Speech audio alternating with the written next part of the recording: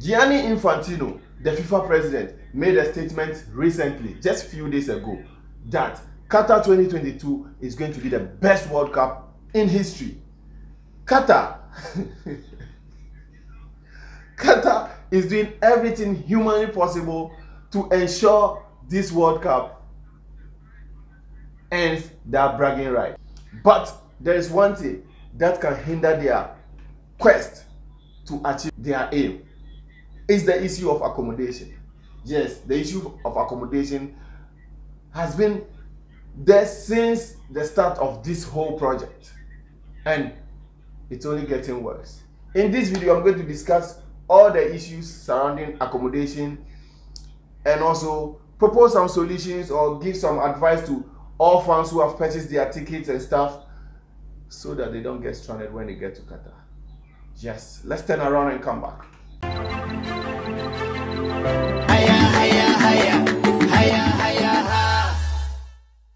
Sure, welcome back, guys.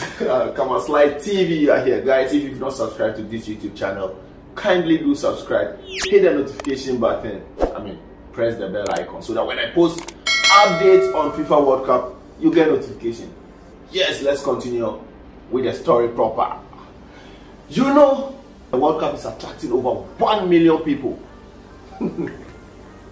And as of, should I say, April, May, 30,000 rooms were said to be available. 30,000 rooms. Impressive, right? 30,000 rooms. Yes, that's impressive. But the sad story is, out of these 30,000 rooms, 80% had been booked by FIFA. Yes, FIFA had booked the room for, all the national teams, 32 national teams, match officials, and officials in general, and their sponsors. You know, it's FIFA's responsibility to ensure all the 32 teams get accommodation. Yes, it's their responsibility. It's FIFA World Cup. Also, the officials who will take care of the matches and everything also need room. These people are also in thousands.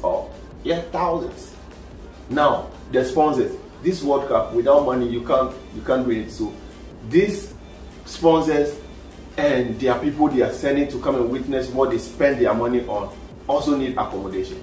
So in all, FIFA have taken 80% of the rooms. Now we have 20% left. 20% for the fans that are going to be even more than the FIFA's entourage. So you can imagine. You can imagine. Now, to boost the accommodation system in the country, or to ensure everybody gets room, they have tried their best to provide tents, canopies on the desert and all that. Fan villages have been created to build smaller rooms, cubicles and stuff to be able to accommodate people. Yes, they've done that. Cruise ships have been converted into floating hotels. These are also going to boost it. And after all this is done, after the cruise ship, the fan village, the tent and canopies on the desert, this will push the rooms from that 30,000 to like 80,000. And that's still not enough. Yes. Because the Supreme Committee for Delivery and what have you, yeah, they are responsible for this. They did an interview on BBC, and recently they said they are trying their possible best to ensure they provide 130,000 rooms. Yes, we have 80,000 already, and they are saying they are doing everything to provide 130,000. Including that 80,000. So meaning they are shorting. Yes, so that shows that they need more rooms. They need more rooms. So I don't know how they are going to achieve this, but they said money stops nonsense. Money can make everything possible, maybe apart from life. So let's see how Qatar is going to do this. I think it's going to be very difficult to achieve. Yes, it's going to be very difficult to achieve this. It's going to be very difficult. Let's assume they are able to achieve it even. The prices, the cost of rooms in the country are outrageous. The prices are outrageous. Look, some of these cabins or tents on the desert, people, like comments I'm reading online, people are saying they are paying close to like $200 per night. How can you pay $200 for such, structure?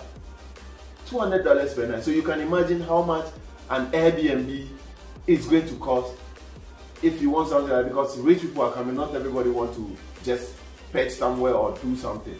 Some of us, we keep getting calls every day. People are calling that you are in Qatar. Please, can I get a place to lay my head when I come? I'm just coming for this and that. And how many people can I accommodate? My place is very small. Like, it's not a mansion. It's just, some of these cabins we are talking about are not even in Doha. They are in like remote areas like Alcor, Messiah. They are outskirts of Doha. It's not as if they are far though, but like they are not in the capital. That's what I mean. They are not there. Others are also paying as much as $300 or $250, $260 thereabout to live with families. You know, people have rented rooms over here. Like if I was living here with my family, like we have 2 bedrooms, then I want to give 1 room out for visitors, because Qatar, the state has told us that if you can accommodate people, you should. Yes, you should. So people are giving out their room not for free. They are taking as high as $300 per night just to accommodate people. Imagine how much that costs. $300 per night. It's not a small amount of money, you know. But because of scarcity, people are paying. People are paying all this to just have a place to lay their head. It's not good, but I don't know. Like demand and supply, you know, when there is scarcity, the prices usually go up. So yes, and you know what? FIFA recently announced that over 2.5 million tickets have been purchased, and that's like 1.2 million people purchasing tickets. Like 1.2 million people purchasing tickets. That's unprecedented. It has never happened in the history of FIFA before. Unprecedented. Like that 1.2 million people is just like 40% of the population of Qatar. 40% of the population of Qatar. Qatar is close to 3 million. It's coming to add up to it. Just imagine how the country is. The country is very small, and I know the country is going to choke. It's going to choke everywhere. Yeah, the choking actually will make it fun though. Like you're going to see a lot of people. So choking is going to make it fun. But like, how many people are going to live in rooms? Because sometimes you cannot see your brother sleep on the street or be stranded. So you're going to let them in or going to allow them. But what's here? I can give suggestions. Like I've already been seeing online. When I open my browser, you see countries around the Gulf are already pushing their advert to this side. Yes, they are pushing their advert. When you open your browser, you see that UAE hotels are advertising, Kuwait hotels are advertising, Saudi Arabia hotels and flights are all advertising that they have rooms. Yes, they have rooms because they are very close to Qatar. So this is my point. Because from UAE to Qatar, it's like less than 1 hour flight. People can actually live in UAE and still come for the match on match days. Yes, they can live there because, when you are not purchasing tickets for all the days or all the matches, so you can live in UAE and just fly here. Or you can live in Saudi Arabia and fly here. You can live in Kuwait, Oman, Bahrain, all these small countries or Gulf countries around Qatar and fly here. And it's not expensive. It's not, the flights are not expensive. So if you are able to get less than $100 rooms in UAE or Kuwait or Saudi Arabia, they are going to provide shuttle flights to ferry people from those countries to Qatar every blessed day. So if you put the price of the flight ticket and the hotel room together, it's still better off than paying some 500, 300, 200 USD on just accommodation over here.